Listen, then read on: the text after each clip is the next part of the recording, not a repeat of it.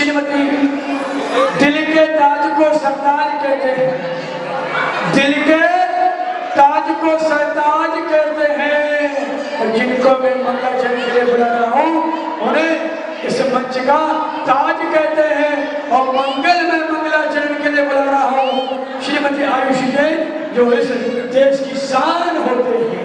बजाय पर दो ताली इनके लिए सुंदर मंगलाचरण की प्रस्तुति के माध्यम से हम आगे बढ़ेंगे।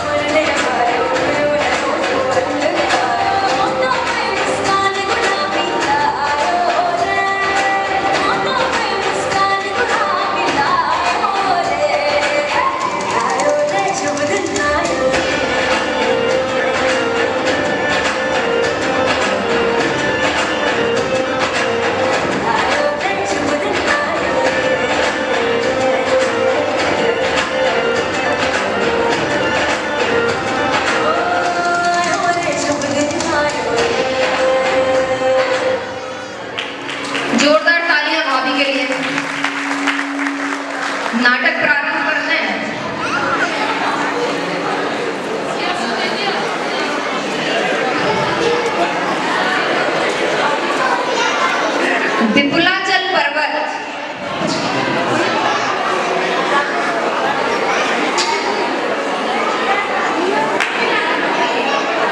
विपुलाचल पर्वत भगवान महावीर प्रभु का शमो शरण आया। बनमाली ने राजा श्रेणी को समाचार दिया।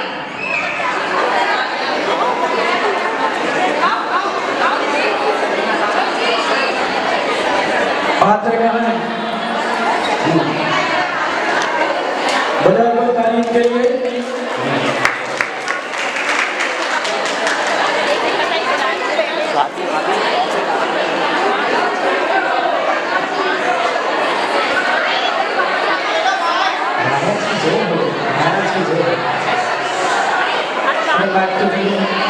भैया मैं तो बोलना अपनी सुना हमको नहीं सुना कहीं को सुना हमारी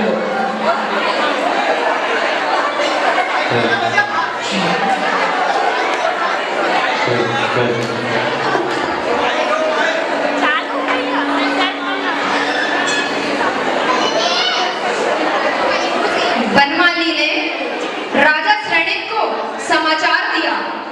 महाराज उद्यान में 60 ऋतु के फल फूल रहे हैं।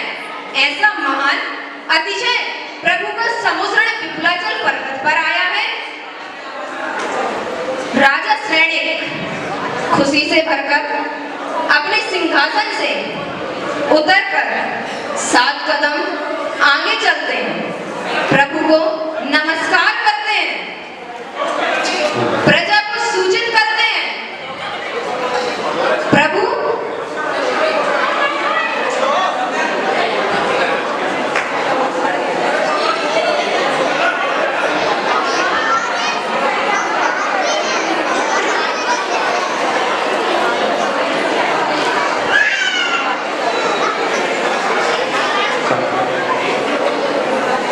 राजा से खुशी से भरकर अपने सिंहासन से उतरकर सात कदम चले प्रभु को नमस्कार कर पिता को सूचित करते हैं। प्रभु की महापूजा दर्शन वंदन को चलना है। सभी भक्ति से झूमते गाते चले जा रहे हैं। देखो तो स्वर्ग की सुंदरता कितनी मनमोहक लग रही है। आहा, आनंद आ जाएगा। भक्ति करेंगे अब तो झूम झूम कर भक्ति करेंगे, परमात्मा के चरणों में झुकेंगे और अपने आत्मा को खोलते हुए परमात्मा के चरणों में झुक के जाएंगे। हरि मस्ती में झूमे नाचे ओ मस्ताने आए।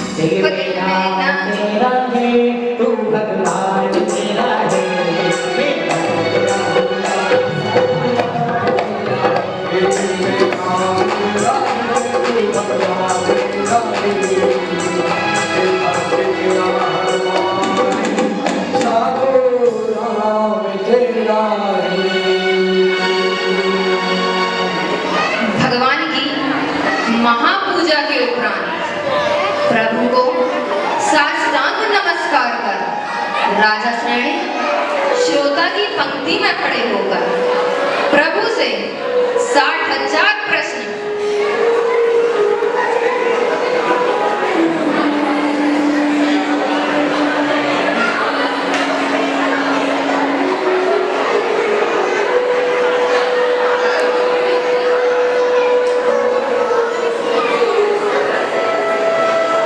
राजा श्रेणी श्रोता की पंक्ति में खड़े होकर प्रभु से 60,000 प्रश्न किए।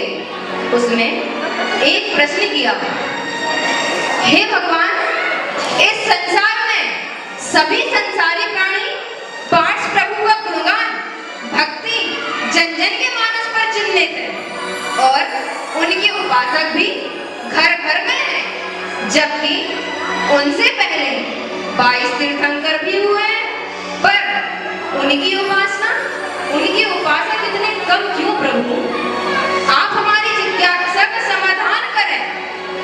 पार्थ प्रभु, ऐसा क्या कारण था कि आराध्य सभी के आराध्य बन गए? कमठ ने ऐसा भावों में उपसर्ग क्यों किया भगवान? प्रभु की दिव्य देशना कीर्ति ओंकार ध्वनि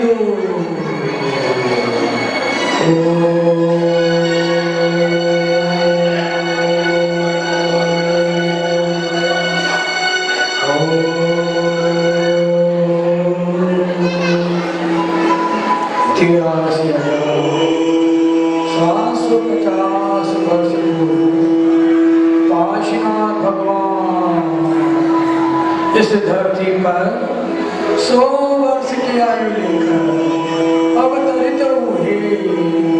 30 वर्ष घर में रहे, 69 वर्ष 8 माह केवल ज्ञानी बने, धर्मोपदेश किया। 4 माह छद्मस्त अवस्था में रहे, फिर 1 माह शेष रहे योग क्रोध कर शुक्ल पक्ष सप्तमी को मोक्ष पद प्राप्त किया। ऐसे काशीनाथ की कथा प्रारंभ होती है। सुनो भाई पांचवी कहानी, सुनो रे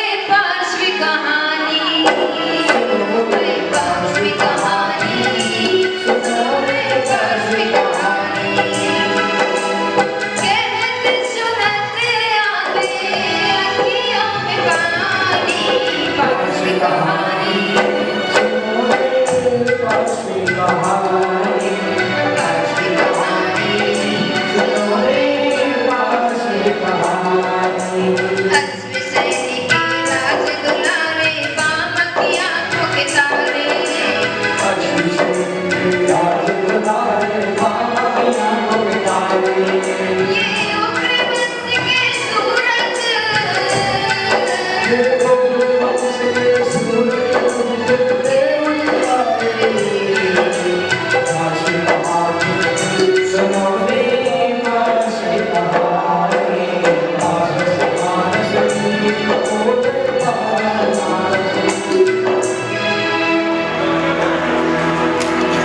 सावधान होशियार राजा अरविंद अग्नि पटरानी राजा अरविंद अग्नि पटरानी के साथ राजसभा में पधार रहे हैं।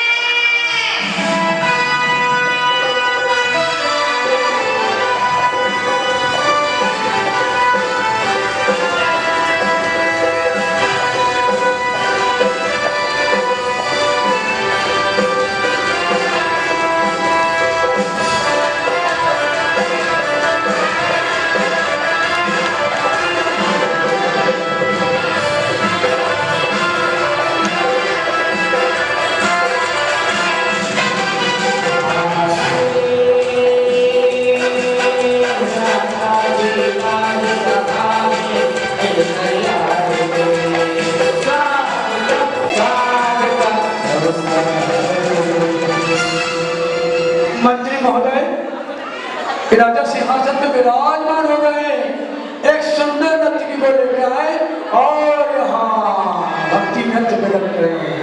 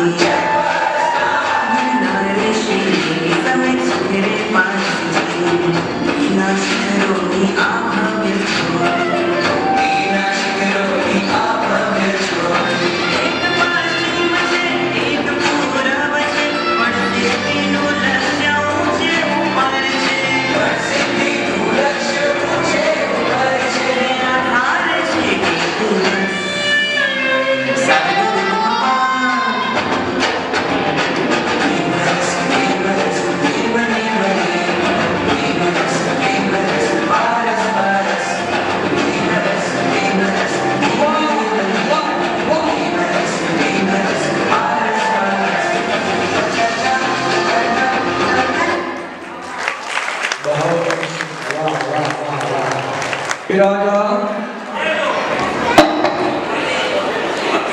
लो दिन जागना, ये सोने का हाल लो।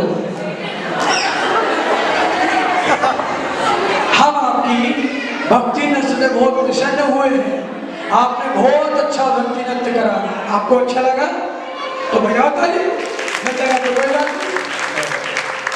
राजा अरविंद अपनी सिंहासन पर विराजमान है। विष्णुभूति मंत्री अपने दोनों पुत्रों को लेकर राजमहल में आ रहे हैं। सावधान होशियार।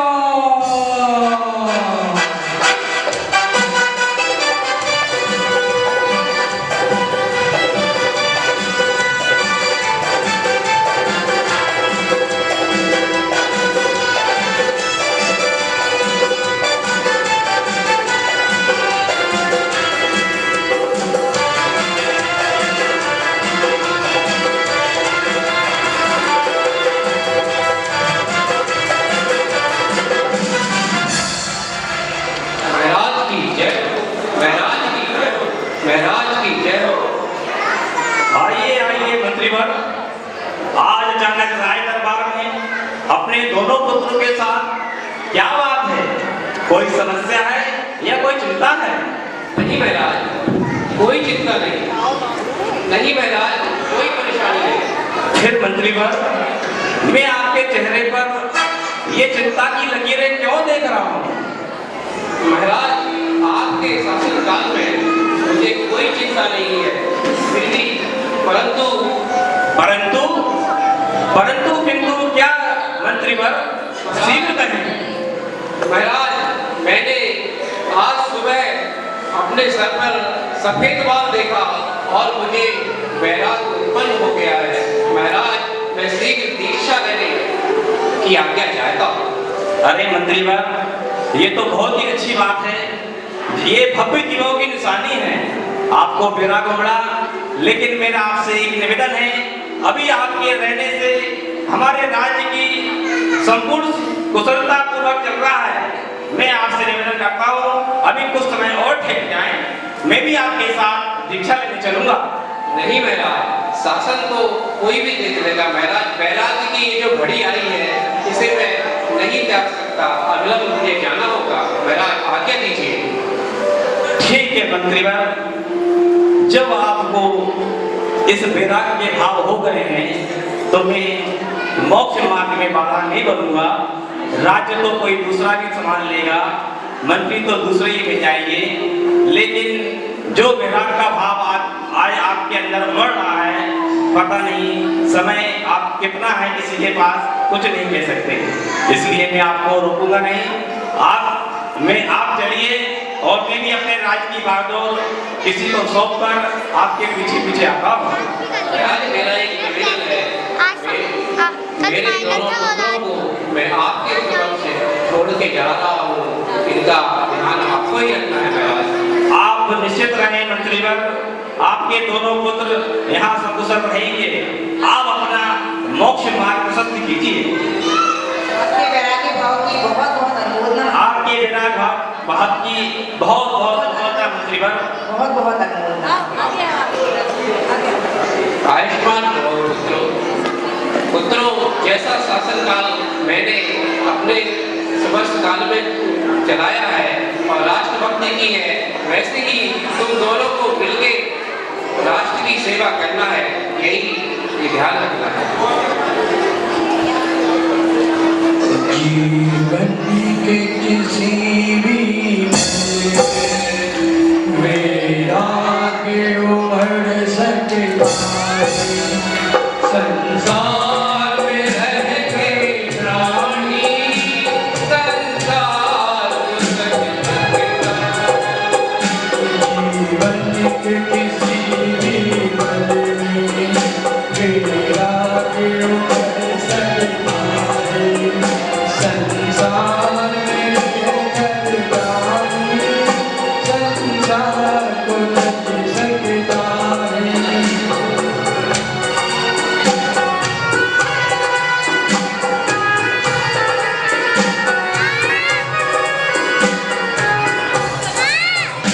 अरविंद राजा अपने सिंहासन पर विराजमान है।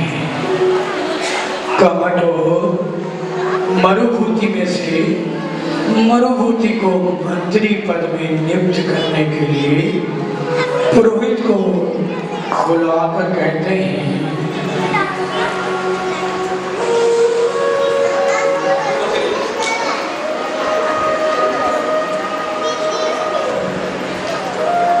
पुरोहित जी, हमारा मंत्री पद बहुत दिन से खाली है। मेरे मन में एक विचार आया है। मैंने कमट और मरुभूति दोनों की परीक्षा ली, लेकिन मुझे मरुभूति में वो योग्यता दिखी जो उसके पिता श्री में थी, तो मैं मरुभूति को अपने राज्य के मंत्री पद पर नियुक्त करना चाहता हूँ। इस बारे में क्या विचार है आपका? बहुत अच्छा विचार है भाई, बहुत ही उत्तम है। मैंने अपने ज्ञान से जान लिया कि ये मरुभूति का जीव बहुत ही भाग्यवान और पुण्यशाली है और इसको अपने राज्य का मंत्री बनाना हमारे लिए बहुत उचित है। यह हमारे देश के लिए मंत्री पद का धारण करके आपके देश को, हमारी पूरी समाज को बहुत विकसित करेगा और बहुत उन्नत करेगा। महाराज, आप इसको दोस्तों मंत्री पद पर विराजमान करने के आदेश जारी करें। ठीक है पुरोहित जी, जब आपने भी ये जान लिया है कि मरुभूति बहुत ही कुशल है, तो मैं आपसे निवेदन करता हूँ मंत्रोच्चार द्वारा मरुभूति को हमारे राज्य के मंत्री पद पर सुघोषित करें। मंगलम भगवान, मंगलम भगवान, मंगलम भगवान वीरो, मंगलम गरी, मंगलम शोभे सर्वपात्राणि पूजनार्थं वैवाहि समाजो यथामय करोमि शक्तिं। ओम राम करोमि।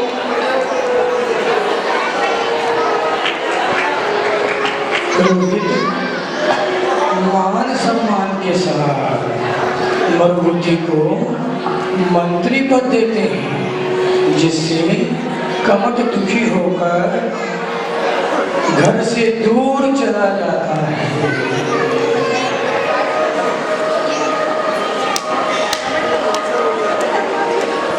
राजा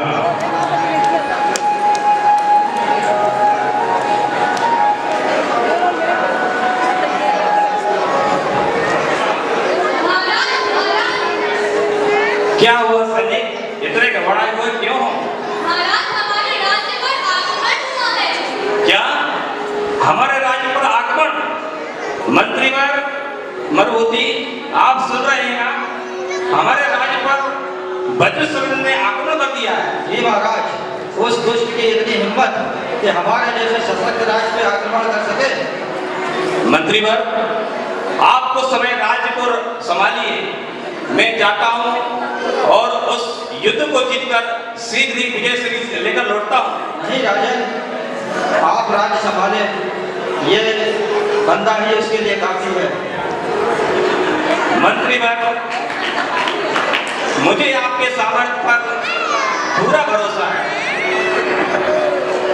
लेकिन मैं फिर भी आपको सुझाव देता हूँ कि अपने साथ सुपर सैनिकों को साथ में लेके जाइए और इस युद्ध में विजय श्री को लौटिए।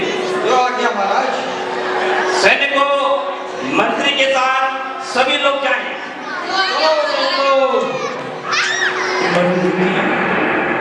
राजा की आज्ञा लेकर युद्ध को जाता है। उधर कमट, जिसका मन पापी था, भाई की पत्नी पर नजर पड़ जाती है। वे पापी कमट काम वासना से भरकर उसे बुलाकर जबरदस्ती दुराचार करता है। राजा को मालूम पड़ता है तो सैनिक उसको पकड़ कर लाता है।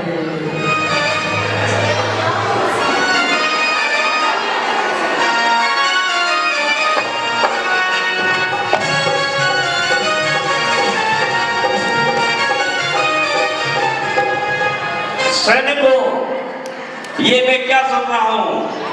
हमारे राज्य में इस तरह का कुकृत, जाओ उस कपटी कमट को जंजीरों में जकड़कर हमारे राज दरबार में पेश करो।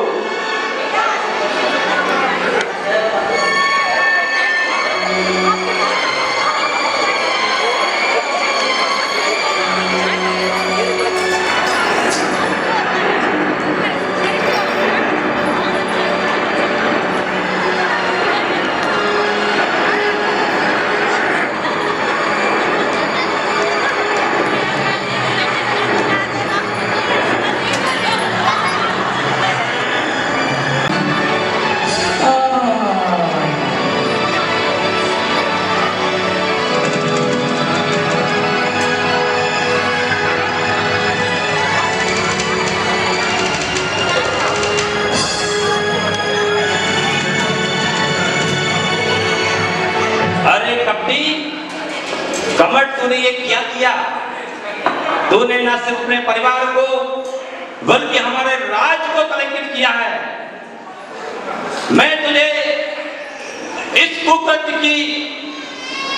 कुकृत्य का दंड अवश्य दूंगा और मेरे दंड संहिता में इस कुकृत्य के लिए एक ही दंड है और वो दंड है मृत्यु दंड।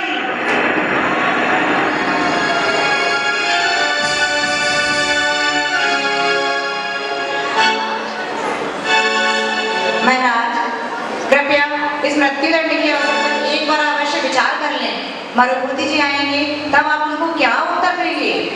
कृपया अन्य उपाय भी सोचकर। महारानी, आप उचित कह रही हैं, लेकिन इसका जो कुकृत्य है ये क्षमा के योग्य नहीं है। यदि इसकी जगह हमारा पुत्र भी होता तो मैं अपनी दंड संहिता के अनुसार उसको मृत्यु दंड देता।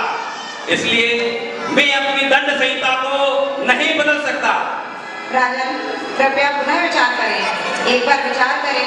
इसको कमट को देश निकाला देकर भी आप अपने परिवारजनों से दूर रखकर भी उसे उचित दंड दे सकते हैं।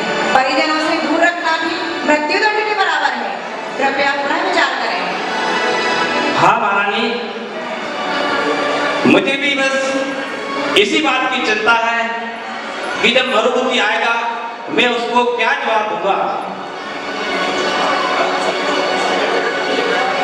पुरोहित जी, महारानी ने अभी जो कहा मैं आपसे पूछना चाहता हूं कि मेरी दंड संहिता में तो इस कुकृत्य के लिए सिर्फ मृत्यु दंड है, लेकिन क्या महारानी के सुझाव पर विचार किया जा सकता है? जी राजन, हमारे विधान में और दंड संहिता में ऐसा नीति है और ऐसा विचार है कि जो इस तरह का कृत्य कर दे उसको मृत्यु दंड में तो एक ही बार चला जाएगा, लेकिन जब हम उसको समाज से, अपने परिवार से निष्कासित कर देंगे और वह हर किसी से अलग हो जाएगा तो निश्चित यह मृत्यु दंड जैसा ही उसको होगा। इसलिए हे राजन, आप निश्चित होकर इसको देश निकाला देते हैं और निष्कासित करते हैं, यह उसके लिए मृत्यु दंड के ही समान है। मेरा ऐसा विचार है कि आप इसको मृत्यु दंड ना देकर निष्कासित करें। ठीक है पुरोहित जी। और सभासदों, आप लोग क्या पुरोहित की बात से सहमत हैं? जी महाराज, बिल्कुल सहमत। ठीक है, जैसा कि हमारी महारानी ने सुझाव दिया और पुरोहित जी ने शास्त्रों के अनुसार हमको बतलाया कि मृत्यु दंड की बजाय इसको समाज से और राज्य से निष्कासित करना भी मृत्यु दंड के समान है, तो मुझे लगता है कि मैं अपनी दंड संहिता में कोई फेरबदल नहीं कर रहा हूँ। और मुझे एक ही ख्याल आ रहा है कि ये मरुभूति का भाई नहीं होता तो मैं इस दंड को भी नहीं बदलता।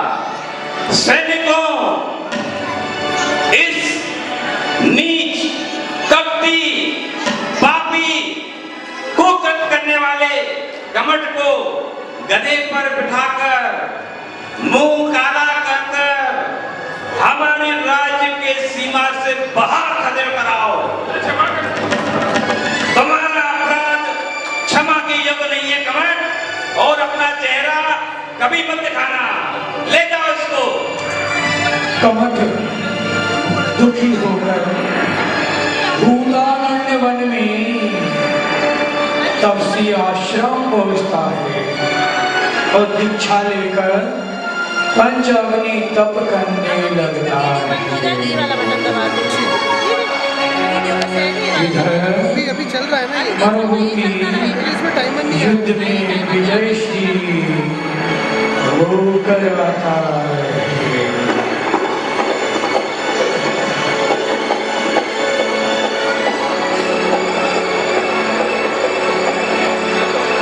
महाराज की जय हो, महाराज की जय हो, महाराज की जय हो। आओ आओ मरुभूति, क्या समाचार है युद्ध के? महाराज, युद्ध में शत्रु को परास्त कर दिया है महाराज। बहुत अच्छे मरुभूति, बहुत अच्छे, बजाओ ताली। ये हमारा मंत्री है मरुभूति, वज्रसेन राजा के शहर की सेना को पराजित कर आया है और मुझे पूरा भरोसा था इसके साहस पर मंत्रीवर मैं आपका सम्मान करता हूँ। ये लो इनाम। महाराज आज इस शुभ समाचार के साथ मैं एक समाचार और देना चाहता हूँ। मरबूती, आपके जाने के बाद हमारे राज्य में वो कृत्य हुआ है जो कभी भूतकाल में नहीं हुआ, और वो कुकृत्य किया है तुम्हारे भाई कमट ने। नहीं महाराज, ये नहीं हो सकता। और कमट ने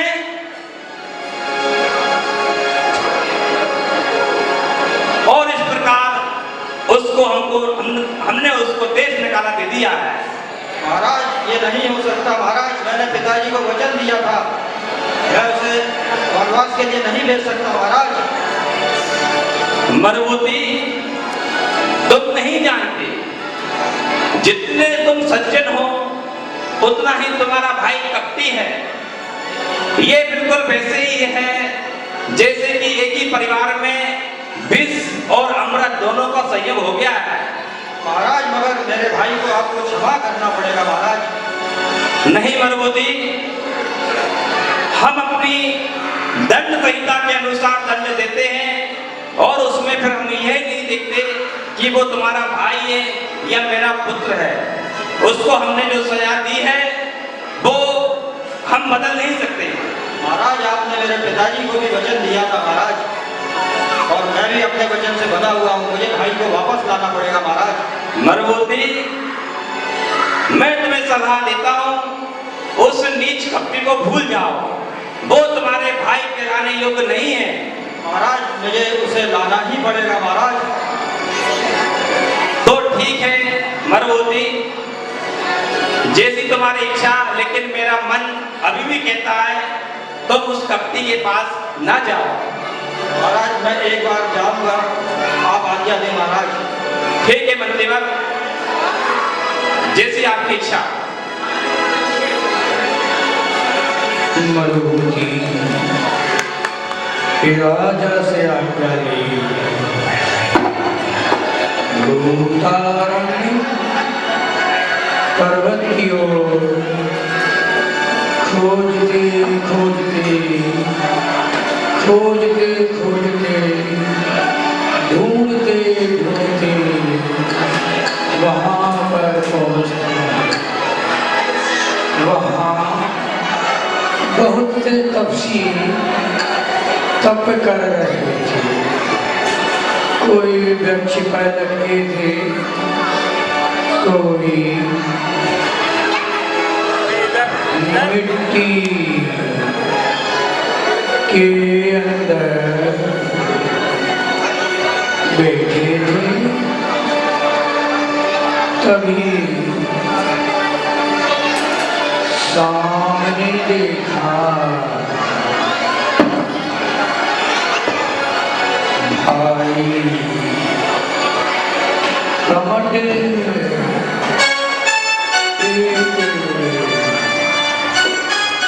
भारी सिला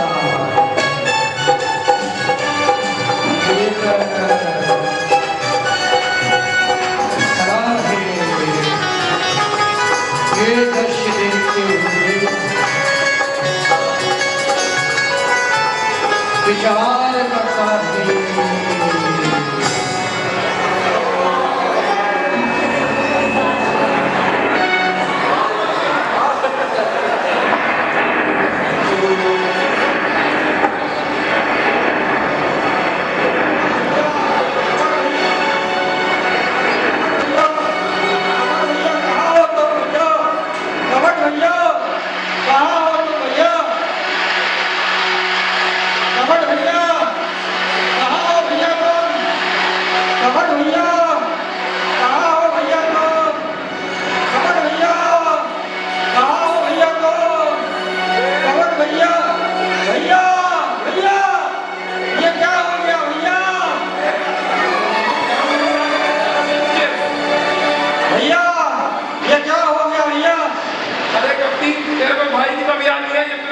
राजा ने मंजूर कर दिया, आप मेरे पीछे की जगह क्यों आ रहा है? भैया राजा की आज्ञा हमें मानना ही पड़ेगी। भैया? अरे भाई समझ में आ रहा है कि तू मेरी तपस्या भंग करना चाहता है, जिससे मैं सिद्धियां प्राप्त ना कर सकूं और मेरे राजा को बनता क्यों मंत्री ना बना सकूं। नहीं भैया, तुम राजी चलो, मैं राजा से तुम्हें उचित पद दिलवाऊंगा। चल भाग जा यहाँ से, मुझे नहीं गुस्सा भैया, मत दिला, चलो भैया, तुम घर चलो भैया। मुझे गुस्सा मत दिला, भैया घर चलो, गुस्सा मत दिला। भैया घर चलो। अच्छा तू ऐसे नहीं मानेगा, अच्छा तो ठीक है तू मुझे लेके ही जाएगा, चलो तू ऐसे नहीं मानेगा, ठीक है।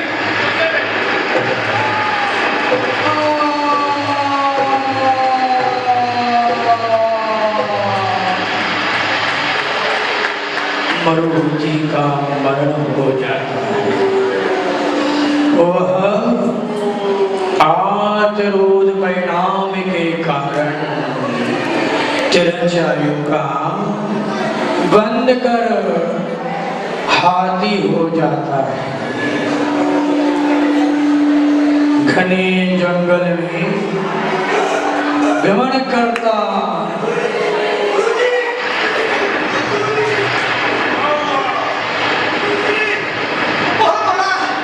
बहुत बड़ा अनर्थ हो गया गुरुजी।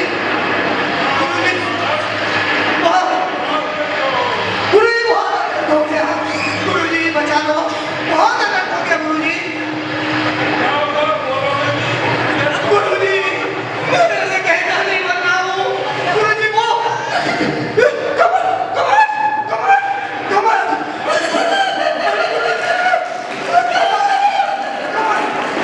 गुरुजी मुझे बचा लो। गुरुजी वो कमर ढले अपने अपने अपने भाई को मारेगा। गुरुजी अपने भाई को मारेगा।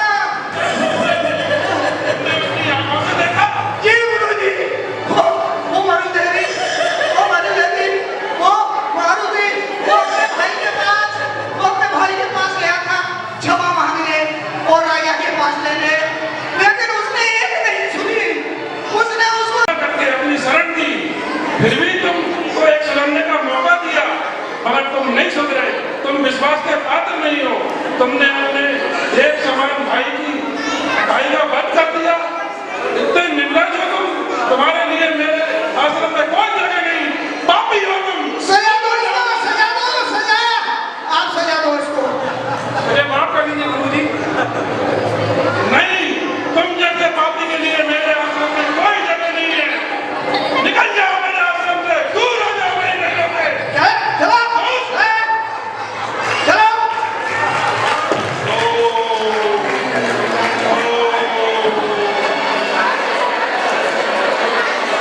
कमठ भूतारण्य वन से भटकता हुआ एक दिन मर गया। कुबूत स्वर्ग हो गया। मरुभूति बहुत दिन तक नहीं लौटा तो खोजबीन से पता चला कवच ने भारी भरकम बहुत बड़ी शिला उसके ऊपर पटकने से वह मर गया। राजा अरविंद को विराग उम्र आ जाता है। राजा दीक्षा ले बेटे को राजा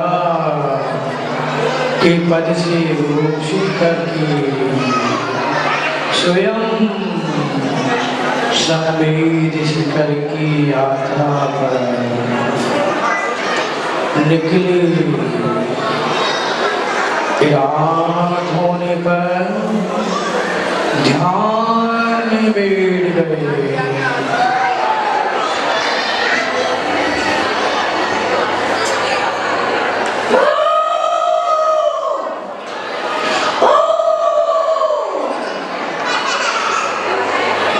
चिल्लाती हुई वे हाथी आ गया। हाथी ने मुनिराज को देखा, जाति स्मरण हो गया, आशीर्वाद कर चरणों में गिर गया।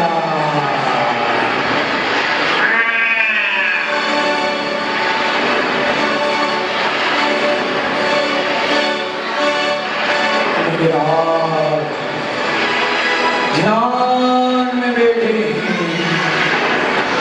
हाथी उनके चरणों में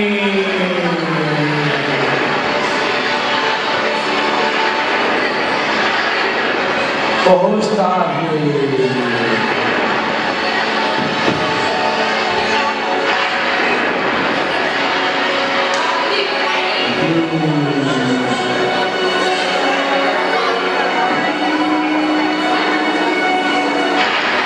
अरे मरुभूति, तुम इस पर्याय में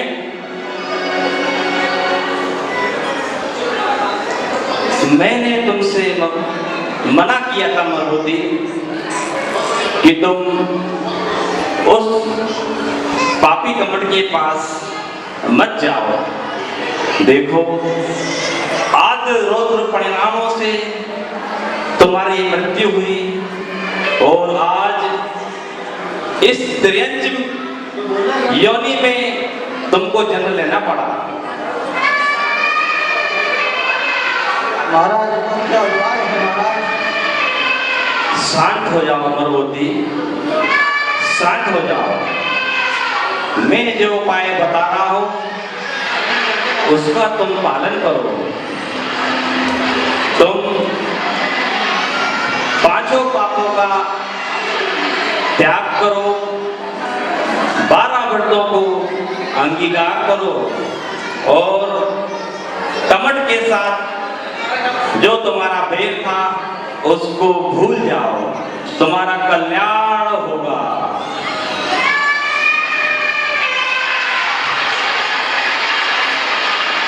महाराज के चरणों में पापों का प्रक्षालन कर, समुद्र के दर्शन की प्राप्ति कर, 12 व्रतों को धारण, देश संयम को धारण कर लेता है। एक दिन झरने के पानी जाता है और वहां जाकर गहरे दलदल में फंसने के कारण उसकी मृत्यु हो जाती है। संलग्न व्रतों को धारण करके नमोकार मंत्र पढ़ता है। मंत्र नमोकार हमें प्राणों से प्यारा, मंत्र नमोकार हमें प्राणों से प्यारा। ये वो जगह हो, ये वो जगह जिसने लाखों को तारा। आपके दोनों हाथ खोलने चाहिए, दोनों हाथ खोले ईमानदारी के साथ, सभी के दोनों हाथ लिए भगवान ने दोनों हाथ खोलेंगे। मंत्र नमोकार हमें प्राणों से प्यारा, मंत्र नमोकार हमें प्राणों से प्यारा। ये वो जगह, ये वो जगह जिसने लाखों को तारा। मंत्र नमोकार हमें प्राणों से प्यारा, नमो आयनियाणम, नमो उपजायनम, नमो लोए सब सौड़। मंत्र नमोकार हमें प्राणों से प्यारा, मंत्र नमोकार हमें प्राणों से प्यारा।